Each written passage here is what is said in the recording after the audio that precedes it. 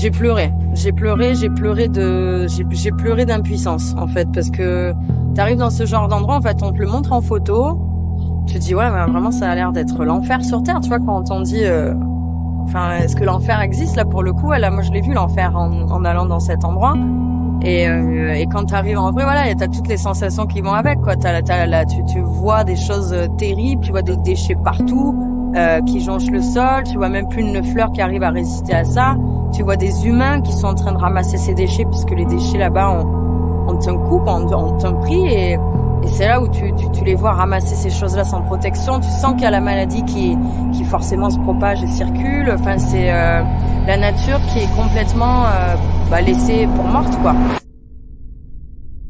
Une nature morte. C'est le paysage dramatique dans lequel vivent des milliers de citoyens dans le monde. On en parle, mais très peu. On le voit, mais que trop rarement. À la télévision, dans les journaux, ces montagnes de détritus, nos déchets, nous paraissent venir d'une autre réalité. Mais si ce n'est pas la nôtre, elle est celle de nombreuses personnes. The size of these garbage dumps is truly unbelievable. Oh, ça vient de France, on dirait. Okay, good. This is from France, this one. Ça vient de France. Vous l'utilisez, ce produit? Yeah. Oui. I know this product. Oui, je connais ce produit. Il y a un tabou autour de nos déchets, et surtout de nos déchets plastiques. Où vont nos masques, nos emballages, nos bouteilles, tous ces plastiques à usage unique? Car une fois jetés dans la poubelle jaune, nous perdons leurs traces et n'avons que trop peu de représentation mentale des routes qu'ils empruntent. Enfin, on oublie qu'il peut vivre 100 ans, là, ce déchet, encore plus longtemps que celui qui l'a jeté, quoi. Et quand on oublie ça, effectivement, là, ça part un peu en cacahuète. Et puis, je crois que les anciennes générations sont pas du tout connectées sur ce truc-là, à se dire, quand je fais ça impacte. Mais finalement, qu'est-ce que la pollution plastique? Quel est le problème et d'où vient-elle? Qui tenir pour responsable? Dans cet épisode, nous avons tendu le micro aux océanographes et experts en économie pour enfin lever le voile sur le chemin parcouru par nos déchets et pour en savoir plus sur les failles d'un système qui, en plus d'avoir un impact dramatique sur l'environnement, bafoue les droits humains. Vous écoutez Les Déferlantes, un podcast réalisé par The Sea Cleaners.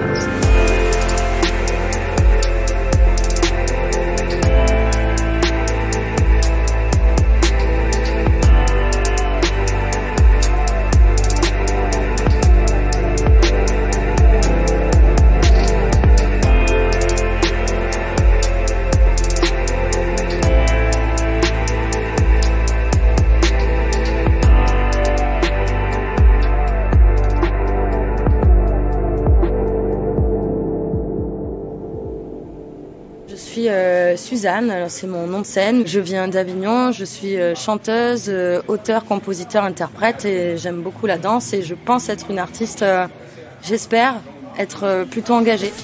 Dans la vie, il y a des cactus et sur ces mêmes cactus, depuis il y a du plastique. Aïe, sur les plages de Koh-Lanta, derrière les candidats, c'est pas si idyllique. Il y a des pailles McDo qui sirotent sur l'eau, coca plastique qui flotte sur le Pacifique. Un capricène à la dérive qui finit sur la rive dans la bouche d'une tortue. Ça se réchauffe, ça se réchauffe, ça se réchauffe. La planète à la tête en surchauffe. Ça se réchauffe, ça se réchauffe, ça se réchauffe. La planète à la tête en surchauffe. On a cassé la planète, il est où le SAV? On a cassé la planète et ça tout le monde savait. Je me rappelle avoir écrit cette chanson quand j'étais en Chine. Donc c'est là où j'ai commencé à gribouiller les premières paroles de « Il est où le SAV ?» Et c'est vrai que cette chanson m'a malheureusement pas emmenée dans des endroits où ça allait mieux. J'ai tourné le clip dans une décharge au Sénégal qui s'appelle Mbebus. Et Mbebus, c'est tout aussi grand que le Marais, sauf que c'est une décharge, une poubelle à ciel ouvert. Où vont nos déchets plastiques? Par la force des choses et avec la volonté de porter un message fort, la chanteuse française Suzanne a découvert les dessous d'une gestion des déchets trop peu maîtrisée dans l'une des plus grandes décharges d'Afrique, Mbebus. À seulement quelques kilomètres de la capitale sénégalaise et de l'Atlantique, 2000 tonnes d'ordures sont déversées chaque jour par des centaines de camions dans cette décharge à ciel ouvert de plus de 110 hectares, l'équivalent de 200 terrains de football. Je crois que, mine de rien, les gens, quand ont regardé ce clip, ils se sont dit « Attends, mais c'est un vrai endroit, ça ?» Oui, c'est un vrai endroit. C'est au Sénégal, c'est à Mbebe, c'est tous ces déchets-là. C'est pas que les Sénégalais qui les envoient sur ces terres, hein, je veux dire, c'est nous. Donc on est tous responsables, on est tous fautifs de ces poubelles géantes. Alors là, j'ai choisi le Sénégal parce que c'est les seuls qui m'ont laissé tourner, qui n'ont pas eu l'hypocrisie de se dire non, on ferme tout, on veut pas montrer ce genre de choses dans notre pays. Ils m'ont laissé filmer, mais par contre, des poubelles géantes, on en a trouvé partout dans le monde, même en France. C'est juste qu'on nous laisse pas montrer ces choses-là, parce que c'est tabou. Mais pourquoi est-ce tabou au juste ? Dans les pays occidentaux, la promotion du recyclage est la règle. Est-ce la solution miracle à la pollution plastique ? Les gestes simples de tri et de recyclage ont fortement été enseignés, répétés, rabâchés. Pourtant, une fois jetés, ces déchets sont-ils vraiment revalorisés ? Quelle route empruntent-ils et d'où viennent les débris plastiques qui finissent dans les océans ? Les océanographes se sont emparés du sujet et se sont engagés dans une course contre la montre pour comprendre les différents comportements et mieux informer les citoyens sur les conséquences de leur consommation de plastique. On a donné 6 prix Nobel, autant que je sache, à des gens qui ont inventé des polymères. Et donc, on est allé sur la Lune. Il y a des gens qui ont marché sur la Lune. On va sur Mars maintenant. On est capable d'envoyer des robots sur Mars. Mais on n'a certainement pas anticipé, comment dire, les questions environnementales autour de la pollution plastique. Denise Ardesti, scientifique au sein du pôle Océan et Atmosphère du CIRO, Centre national australien de recherche, étudie le flux des déchets afin de retracer les origines de la pollution plastique océanique. Nous savons que le moyen le plus efficace d'arrêter le plastique dans l'océan, c'est de l'arrêter en amont, avant qu'il n'atteigne nos rivières et nos voies navigables et l'océan. Nous adoptons différentes approches en fonction des projets. Et notamment, nous travaillons avec des personnes et des communautés sur le terrain pour collecter des données réelles afin d'obtenir des chiffres concrets sur la quantité de plastique présente, sur les zones d'accumulation de déchets et sur l'impact de ce plastique sur les personnes, le tourisme, les économies et les espèces sauvages. Quand on vit en communauté, on a tendance à se dire « ça ne vient pas de nous, nous on est très propres, le problème c'est les autres, de l'autre côté de l'océan, et quoi qu'on fasse, ça ne changera rien au problème ». Cependant, et c'est important de le souligner, nos recherches en Australie ou d'autres pays montrent bien que la plupart des déchets trouvés sur nos plages viennent en réalité de chez nous. 10% du plastique est recyclé à l'heure actuelle, globalement. Pas simplement pour la France, les 10%, c'est vraiment globalement. Et s'il n'est pas recyclé, il est incinéré, enfoui ou jeté dans l'environnement. Donc ça, c'est quand il y a une mauvaise gestion des déchets. Et c'est ainsi qu'on le retrouve dans l'océan. Si on continue sur ce chemin de production de croissance mondiale accrue et sans donc cette meilleure fin de gestion de vie, en 2040, on comptera l'équivalent de 50 kilos de plastique par mètre carré le long des côtes du monde entier. Et donc évidemment, ça c'est énorme.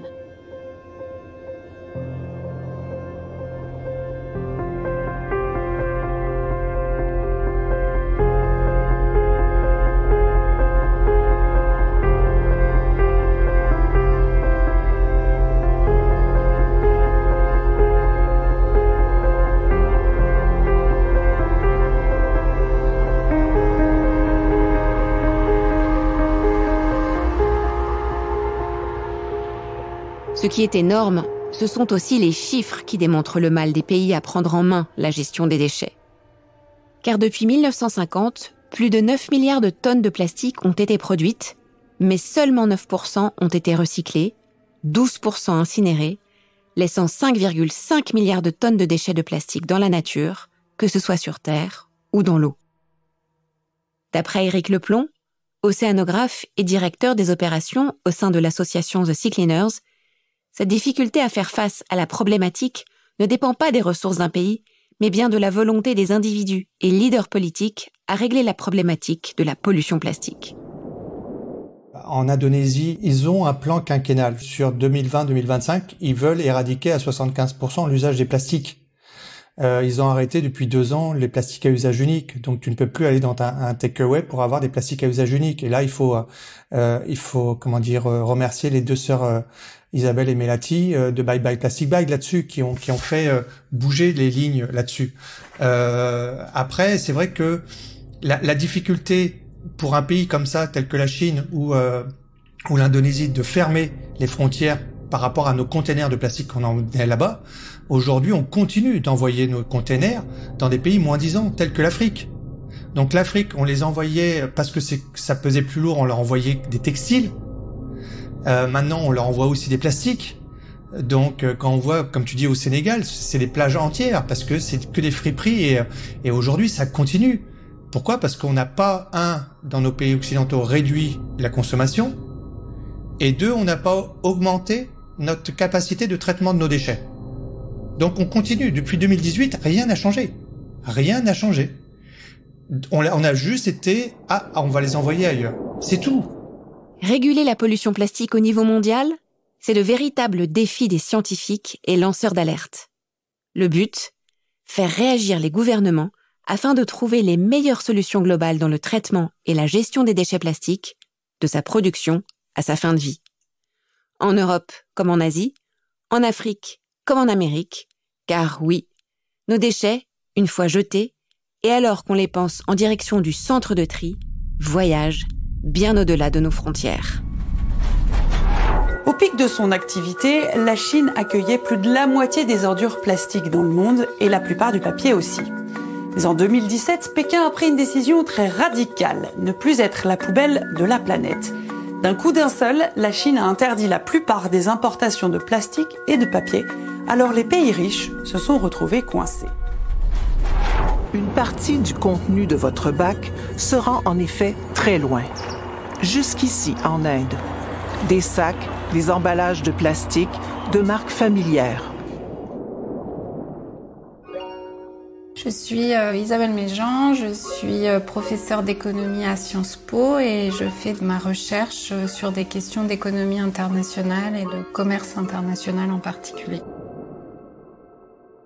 Une des raisons pour lesquelles c'est rentable d'exporter du déchet plastique de très faible qualité, donc sans grande valeur économique, vers des pays notamment asiatiques, c'est que le transport international dans cette direction, de l'Europe vers l'Asie, est très peu cher. Et pourquoi il est très peu cher ? Parce que les containers partent pleins d'Asie vers l'Europe, remplis de plein de biens de consommation.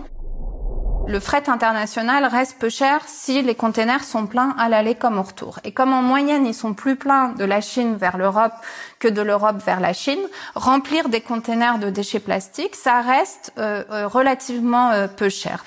Et il est peu cher parce que les entreprises de fret et donc les consommateurs de fret international ne payent pas pour la pollution qui est générée via ces activités. En 2016, la France a exporté environ 14 millions de tonnes de déchets à moindre coût vers des pays en voie de développement. Une pratique ultralibérale pour faire disparaître les encombrants poubelles de notre surconsommation. Sous cet afflux de déchets impossible à gérer, les pays considérés comme les États poubelles du monde occidental, tels que la Chine ou la Malaisie, étouffent. Cette année-là, une décision vient déstabiliser ce commerce. Le gouvernement chinois interdit les importations de déchets plastiques sur son territoire. En commerce international, on a quelque chose qui est qu'on a beaucoup de données. Et en particulier, on a aussi des données sur les échanges internationaux de déchets plastiques, parce que c'est une nomenclature particulière dans nos données. Donc on est capable de manière très précise d'observer les flux internationaux de déchets plastiques et même les entreprises qui exportent des déchets plastiques. Et donc c'est pour ça qu'on a commencé à étudier ces données, notamment au moment où l'Union européenne a légiféré sur le commerce international de déchets plastiques, dans le but d'essayer de réduire les exportations de l'Union européenne de déchets plastiques et puis aussi de développer en Union européenne une filière de recyclage qui alimentera l'économie circulaire, qui est un des objectifs du New Green Deal européen. On a utilisé ce qu'on appelle une expérience naturelle, c'est-à-dire une décision observée dans le passé et qui concerne la décision du gouvernement chinois de bannir les importations de déchets plastiques, décision qui a été annoncée en 2016 avec effet effectif en 2017. Et donc à partir des données, on a pu regarder directement les conséquences de cette décision sur le commerce mondial, sur le volume du commerce, mais aussi sur la structure des échanges, en particulier les destinations d'exportation et d'importation, et puis aussi plus précisément sur les entreprises françaises exportatrices de déchets plastiques.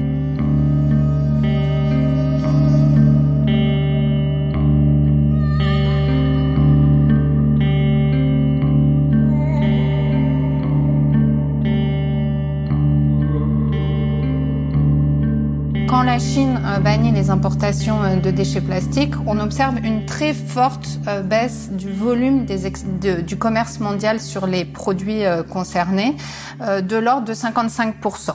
Ce qui est évidemment massif parce que la Chine était le premier importateur mondial de plastique et représentait 85% des importations avant la décision du gouvernement chinois. Donc le premier effet, c'est une baisse très forte du commerce, qui implique que les déchets en question ont été de manière beaucoup plus systématique traités domestiquement par les pays producteurs de ces déchets plastiques.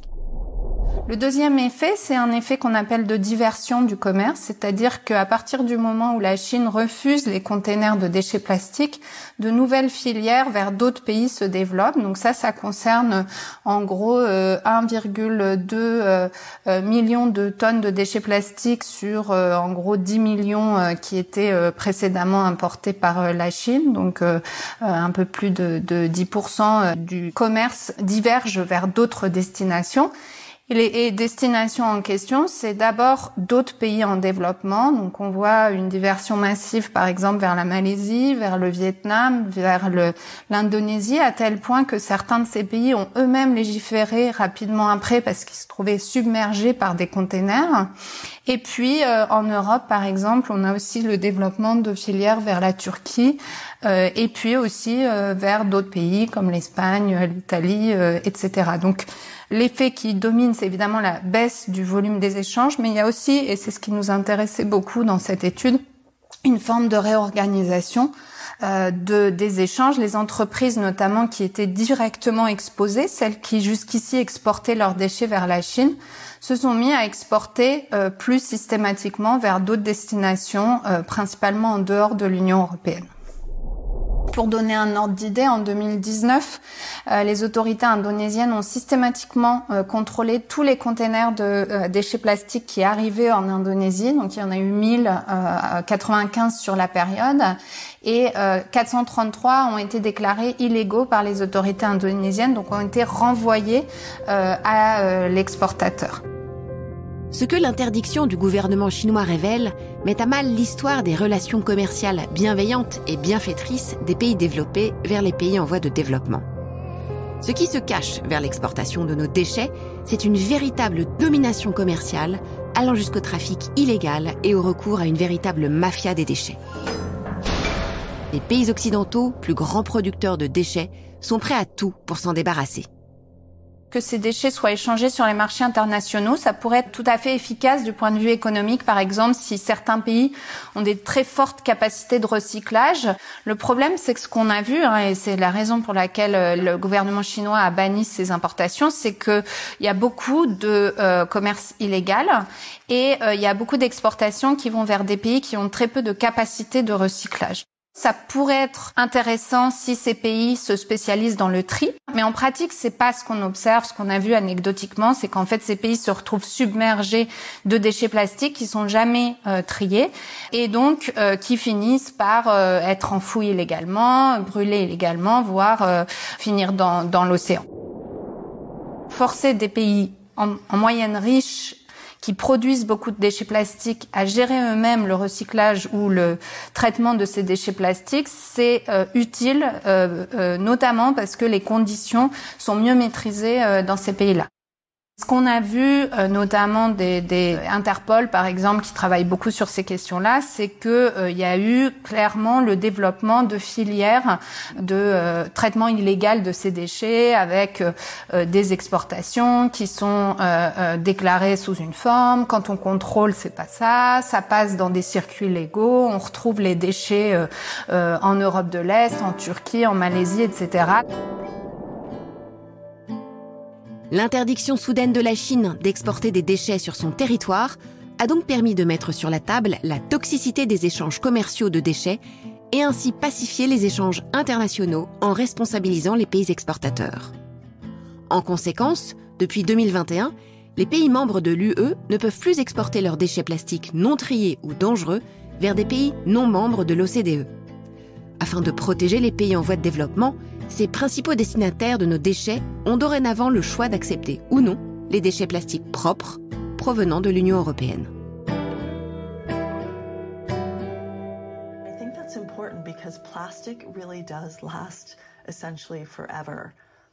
Je pense que c'est important parce que le plastique ne disparaît jamais vraiment.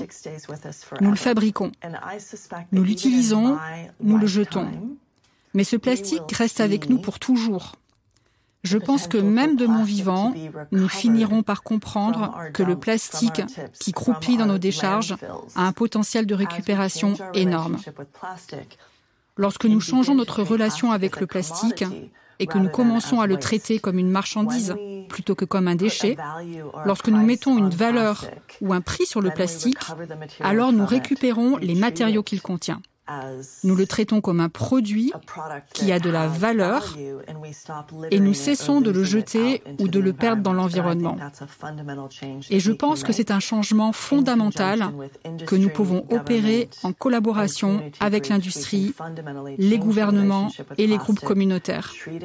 Nous pouvons changer fondamentalement la relation avec le plastique, le traiter comme un produit ayant de la valeur et il sera ensuite récupéré, recyclé, valorisé. Si nous concevons pour le long terme plutôt que pour un usage unique, alors nous verrons un changement dans les quantités et les types de produits que nous utilisons dans notre société. S'il y a commerce, si des moyens sont mis en place pour déporter le plastique, le transformer, le collecter, pourquoi n'est-il pas aujourd'hui considéré comme une matière précieuse qui a de la valeur, comme une ressource? La solution à la problématique du plastique n'est-elle pas dans sa valorisation? C'est ce que nous découvrirons dans le prochain épisode.